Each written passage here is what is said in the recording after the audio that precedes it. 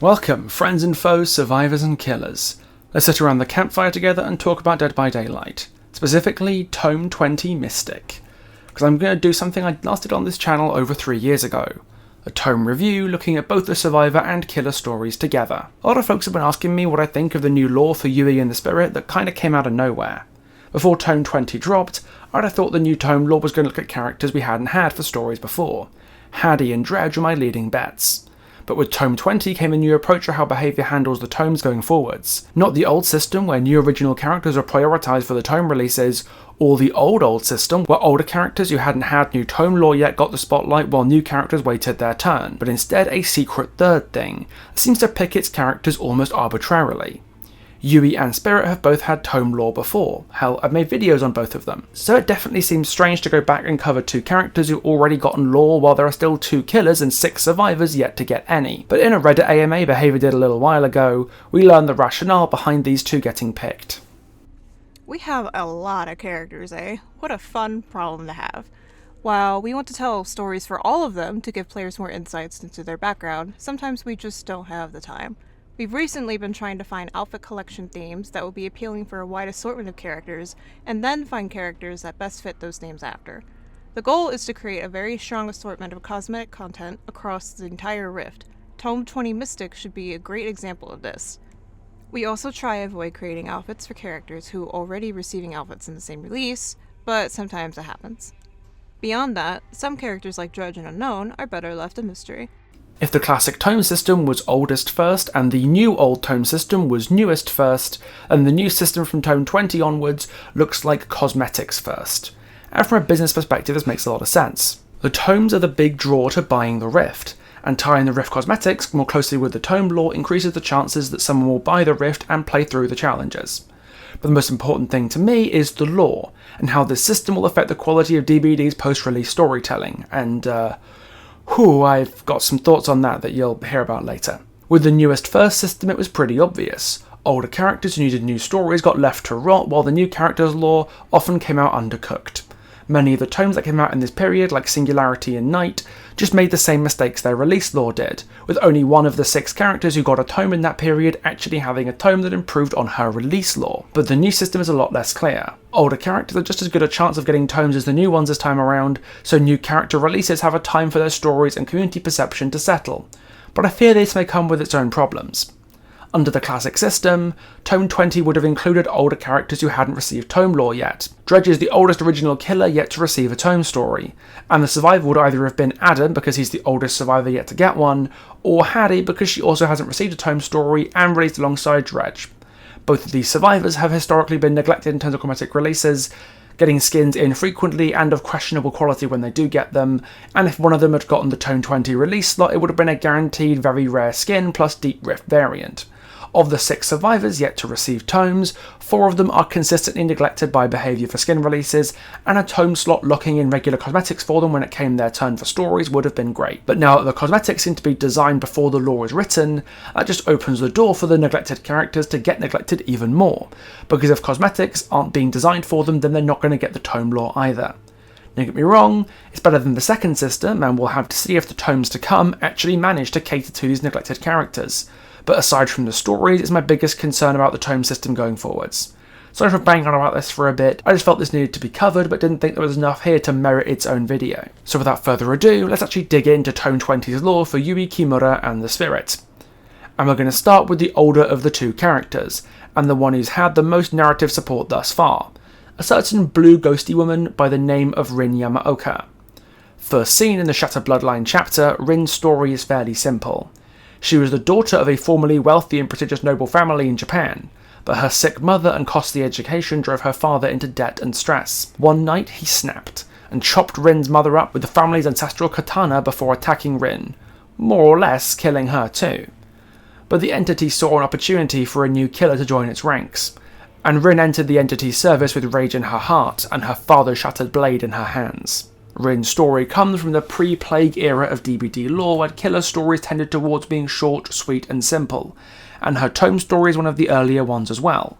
As I covered in my original video on the Spirit, I'm not a massive fan of either story. Her base lore reeked of the brief and low detail writing that was characteristic of Behaviour's older characters, and her tone was too preoccupied with relating her back to her ancestor Kazan to actually develop Rin as her own character. But I think Tome 20 takes a step in a really good direction for her by zeroing in on what makes her unique and stand out from Kazan: her relationship with her parents, and especially her mother. Rin's story alternates between two different perspectives: the quiet and almost sterile life that she leads under her parents' roof at their home in Kagawa that runs alongside the surreal world of Rin's dreams, where she relives the same nightmare over and over again. When she's in the waking world with her parents and her schoolwork, the story's pace becomes so slow it's practically frozen solid, with all of Rin's actions being taken with extreme care. Her domestic life is defined by a palpable tension that only seems to ramp up with every interaction with her father. She's walking on eggshells around him, and I appreciate how it's left a little ambiguous how much of her father's disdain and rage is brought on by external factors like the entity's manipulations, and how much of it is just him, all the stress placed on him by his work. Rin definitely notices that all is not well with her father. Whatever's wrong with him, it's certainly different than how he used to be, which suggests that whatever's gone wrong is recent.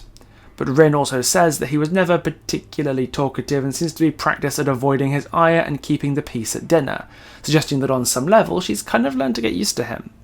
I love this ambiguity. Rin's father isn't the centre of the story because it's about Rin, and she's not omniscient. She doesn't know everything about how everyone else is thinking all the time. The focus isn't put on Rin's father and his slipping mental state, but instead on Rin herself and how she worries, how it discolours her interactions with her family, and how she deals with the resultant tension. When it comes to stories about parents and children in Dead by Daylight, Behaviour has an unfortunate history of child has a traumatic life, parents most affected. And, at least from her base lore, Rin definitely fell into this trap.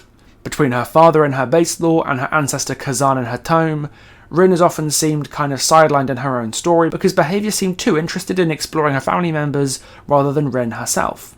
But this story well and truly fixes that issue.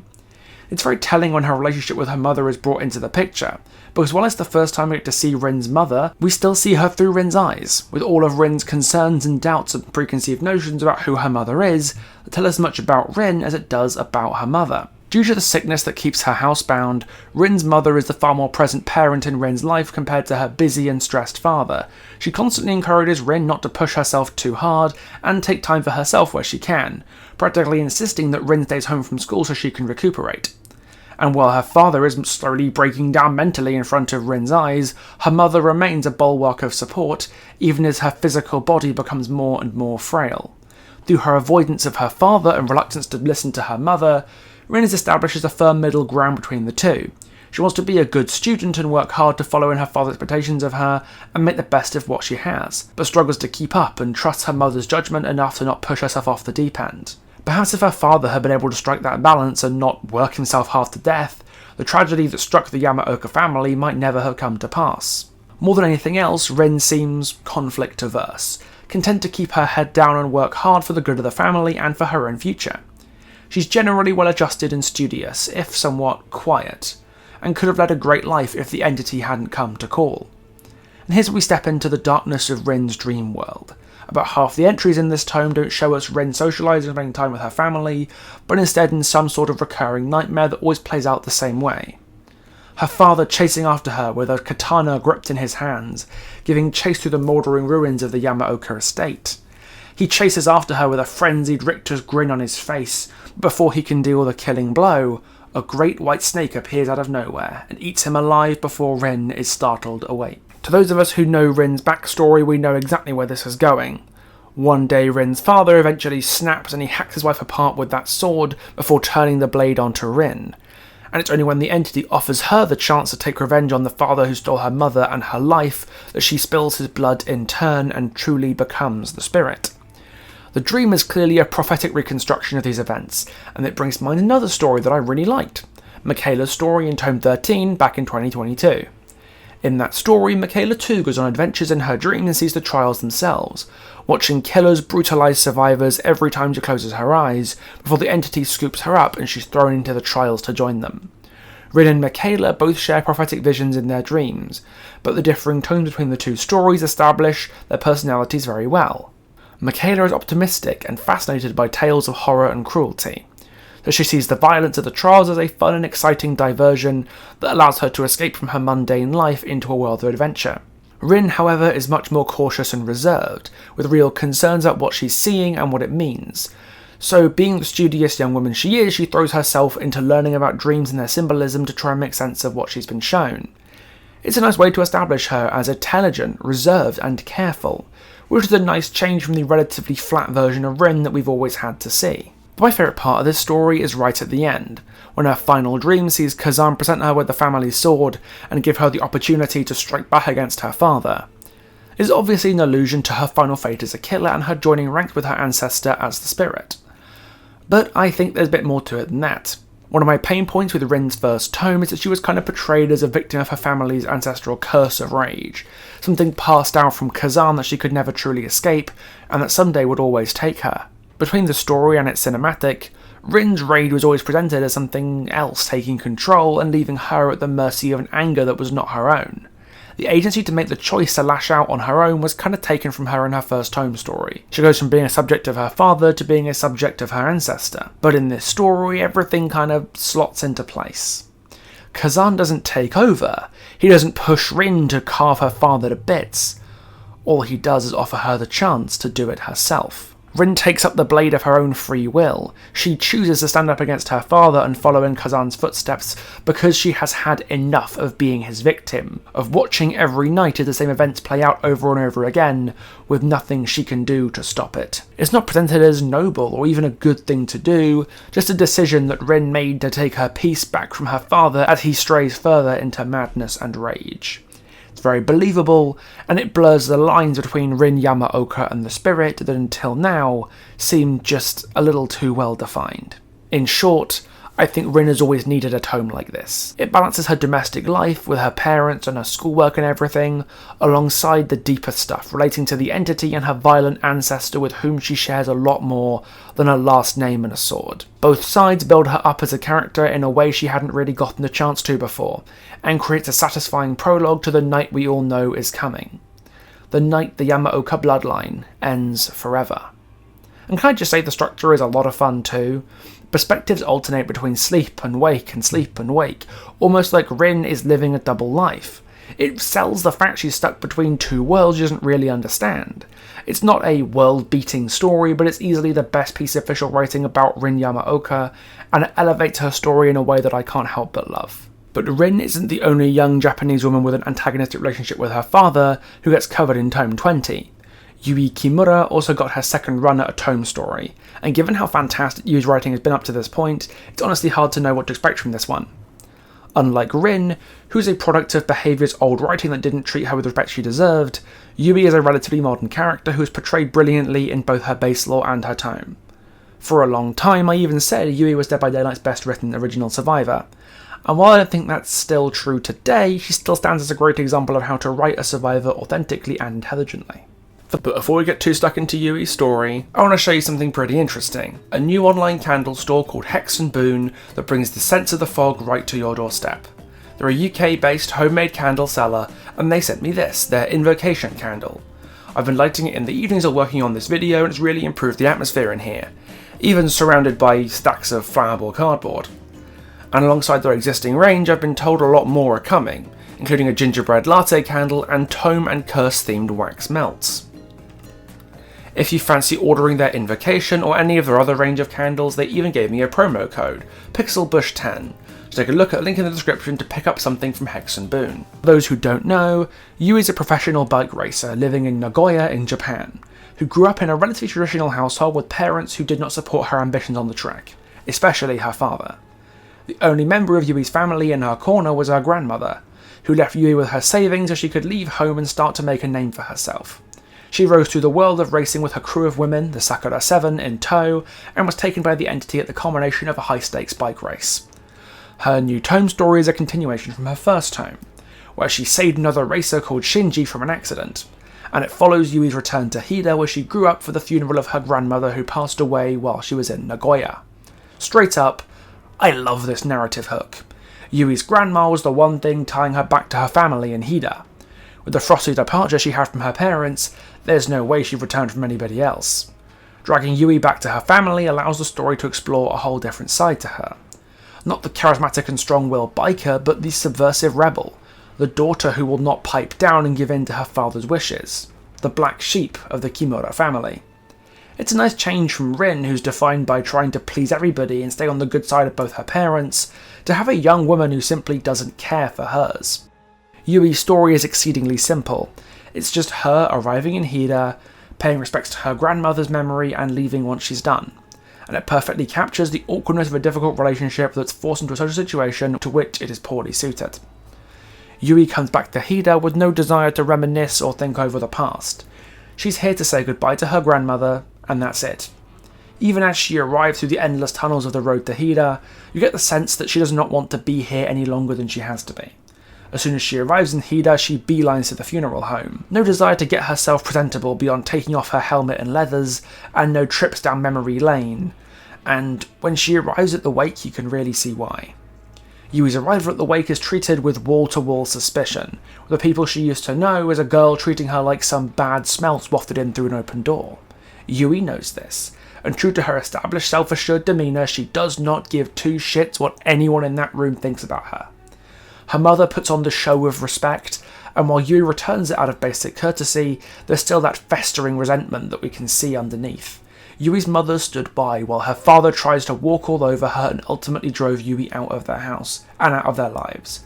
And Yui isn't ready to forgive or forget either parent for that. While her mother might want a better relationship with her daughter, and Yui's willing to at least not be antagonistic to her, Yui's walls are up and not ready to permit a full relationship just yet. Well, when I say her walls are up, when she sees her grandmother's coffin, the suit of armour Yui has put up around herself begins to fall apart.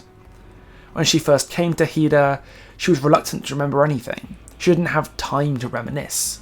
But when confronted with the reality of the one good thing Hida ever gave her being gone for good, Yui can't entirely keep it together anymore. At the funeral, she barely even treats the others there as being in the room at all. They could be stuffed animals or real estate agents for all she cares. But throughout the story, the memories of her time with her grandmother and the stories they used to tell keep bubbling up. It all feels very organic. A death in the family is the time when things like this will be inevitable.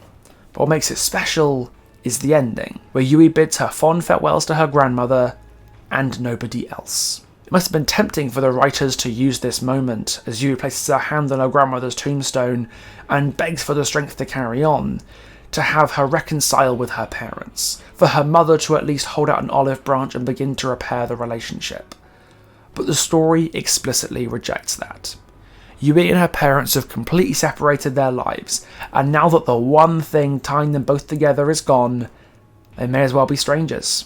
It's a hard reality, but fits perfectly with the way Yui and her father have been established. Both are headstrong and stubborn, and do not tolerate each other's presence anymore. So a heartfelt cathartic reunion would probably have felt forced. So when Yui leaves Hida, this time she truly is leaving for good. She has a life back in Nagoya to return to, friends and sisters who love her for who she is and what she has done. A found family, not a forced one. It's a bittersweet way to wrap up Yui's second tome and continue her story in a way that feels natural, but wait, hang on, what's this? Look over here. Who's this random bloke? He's in the visual rewards you unlock in the tome too, like here he is with a locket of Yui's grandmother in it that they're bonding over. And he's here now in the third panel, decorating Yui's hachimaki with her and her mother. Oh, fuck, that's meant to be her father, isn't it?